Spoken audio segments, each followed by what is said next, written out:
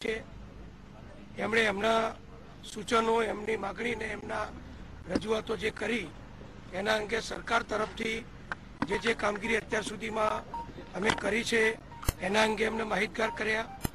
સરકાર તરફથી જે આયોજન કર્યું છે એના અંગે પણ માહિતી આપી અને રાજ્ય સરકાર બિન અનામત જ્ઞાતિઓના જે શિક્ષિત વિદ્યાર્થીઓ છે, તેજસ્વી વિદ્યાર્થીઓ છે, એમના માટે અમે જે કામગીરી અને યોજના કરવાના છીએ એના અંગે પણ એમને અમે માહિતી આપી છે અને ખૂબ શાંતિપૂર્વક ઊંડાણથી બધા જ મુદ્દાઓ પર સંતોષકારક રીતે આ મિટિંગ પૂર્ણ થઈ છે. એમણે શરૂઆતમાં જે માગણી કરેલી કે અમે 144 જેટલા પ્રતિનિધિઓને લઈને આવી અને મુખ્યમંત્રીશ્રી સાથે ચર્ચા કરીએ, ત્યાર પછી અમે એમને સમજાવટ કરી કે આટલી મોટી મિટિંગ શક્ય નથી.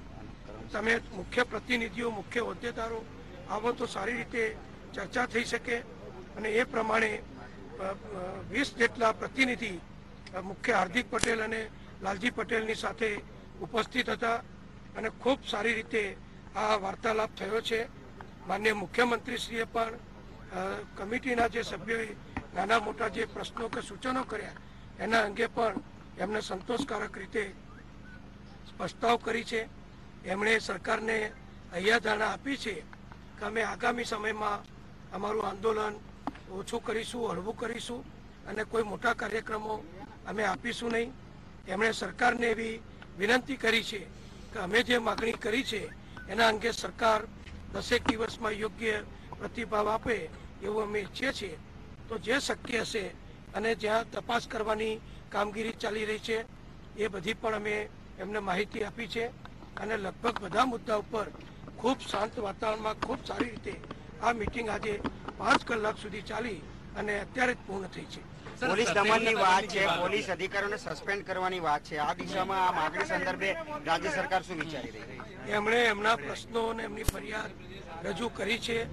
અમારા તરફથી અમે એમને બધી જ બાબતોમાં વિગતવાર માહિતી આપી છે.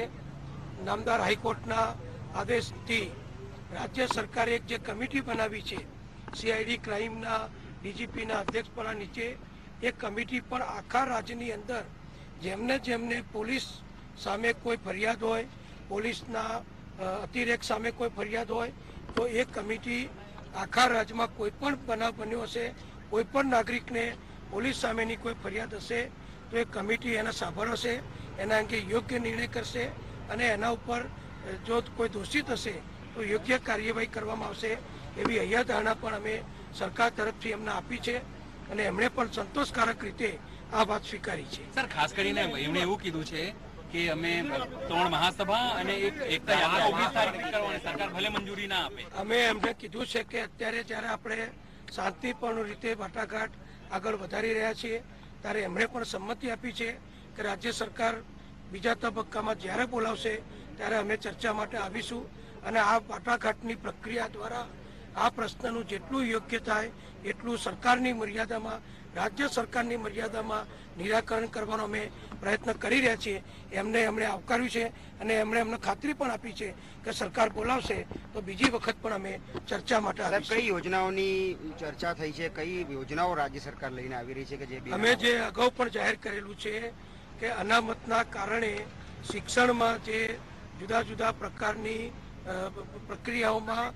અભ્યાસક્રમોમાં, એડમિશનોમાં જે બીજા વર્ગના લોકોને પ્રવેશ કે ફી કે સ્કોલરશીપ વગેરેમાં જે તકલીફ પડે છે એના નિરાકરણ માટે રાજ્ય સરકાર અગાઉ પણ અમે કહ્યું છે. માન્ય મુખ્યમંત્રીશ્રીએ પણ એમના દ્વારા જે પ્રજાજોગ નિવેદન કરેલું અને જે ગુજરાત રાજ્યમાં જાહેર ખબર આપેલી એમાં પણ પ્રજાને આપણે અગાઉથી કહેલું જ છે કે અમે આ જે બંનેને સાથે રાખવાની પ્રક્રિયા છે તેજસ્વી વિદ્યાર્થીઓ માટે જે અમે કરી રહ્યા છીએ એની પણ અમે એમને માહિતી આપી છે અને એના અંગે પણ એમણે સંતોષ વ્યક્ત કર્યો છે.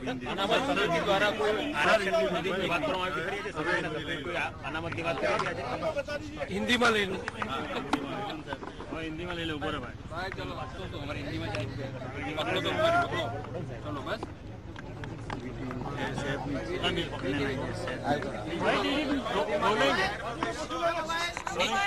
बस नितिन भाई, आज की मीटिंग में क्या क्या निर्णय लिया गया? देखिए, आज अनामत आंदोलन समिति जो पाटीदार समाज चला रहा है उसके साथ माननीय मुख्यमंत्री जी की मीटिंग थी और परसों जैसे तय हुआ था उस प्रकार हमारे प्रभारी मंत्री सूरत के सौरभ भाई पटेल ने जो गाड़ी यात्रा वो कैंसिल करे और सरकार के साथ मीटिंग करे, इसके लिए जो चर्चा की थी उसके अनुसंधान में माननीय मुख्यमंत्री आनंदीबेन पटेल के साथ ये समिति के प्रमुख हार्दिक भाई और उनके साथीदार लालजी भाई पटेल और अन्य 20 जो उनके कार्यकर है उनके साथ बहुत बढ़िया 5 घंटे तक की शांतिपूर्ण चिंता से बातचीत करके हमने मीटिंग की है।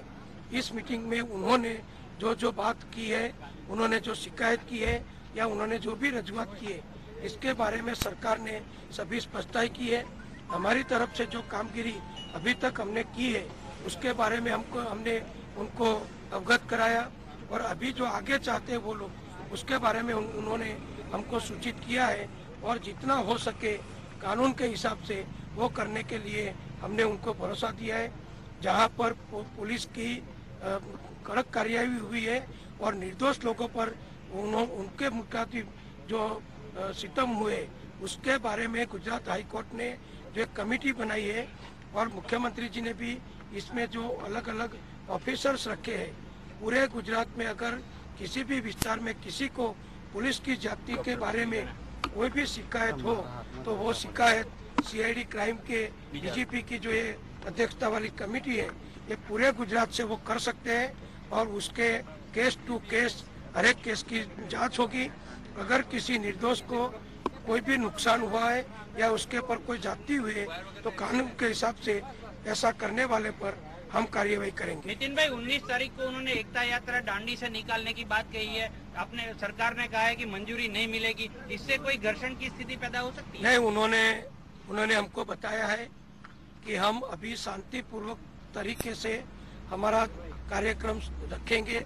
हमने उनको बोला है कि जब 5 घंटे तक इतने अच्छे शांतिपूर्ण सौहार्दपूर्ण वातावरण में डिटेल चर्चा करके ये हमने मीटिंग की है तो सरकार जो कार्यवाही कर रही है उसके लिए आप धीरज रखिए, आप वेट कीजिए और जो हम कार्यवाही करेंगे या जो शिक्षित बच्चे हैं, शिक्षित युवान है, उसके लिए जो हम स्कीम डिक्लेयर करने वाले हैं और अभी जो अनामत वर्ग के और बिन अनामत वर्ग के जो बच्चे को पढ़ने के लिए, युवान युवतियों को पढ़ने के लिए जो फर्क पड़ता है वो मिटाने के लिए हम जो योजना करने वाले उसको भी आप देखना।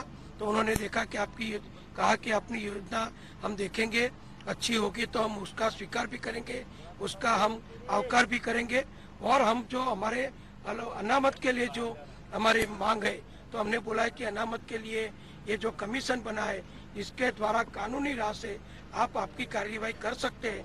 तो उन्होंने बोला कि हम कानूनी राह से भी इसके लिए कार्यवाही करेंगे। तो इस प्रकार से बहुत अच्छे वातावरण में हर एक मुद्दे पर पूरी डिटेल के साथ चर्चा करके 5 घंटे ये मीटिंग चली है और उन्होंने भी मुख्यमंत्री जी का आभार माना है। पहले वो 144 लोगों के साथ आना मांगते थे, जब हमने उनको समझाया कि इतने बड़े फोरम में ये मीटिंग ठीक नहीं रहेगी तो हमारी समझ को उन्होंने स्वीकार किया और उनके बाद वो 20 प्रतिनिधि आए थे, उनके साथ 5 घंटे तक ये मीटिंग चली है। नितिन भाई, आप इसको सक्सेसफुल मीटिंग बोलेंगे? आप क्या इसको सक्सेसफुल मीटिंग कह सकते हैं? ये एक बहुत अच्छी शुरुआत हुई है और गुजरात में काफी लंबे समय से जो आंदोलन चल रहा था, प्रजा के बीच में जो टेंशन हो रहा था उसको कम करने में हम मानते हैं कि ये मीटिंग अच्छी सक्सेसफुल रही है और उन्होंने भी बोला है, उनकी मीडिया प्रेस को भी हमने सुना है कि उन्होंने भी बोला है कि ये मीटिंग से अच्छा वातावरण पैदा होगा।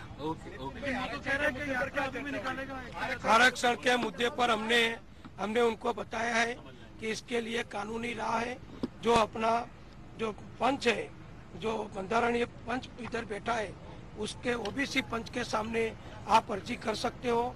ओबीसी पंच उसका अभ्यास करके गवर्नमेंट को कोई सिफारिश करेगी तो गवर्नमेंट के बाद में बात आएगी।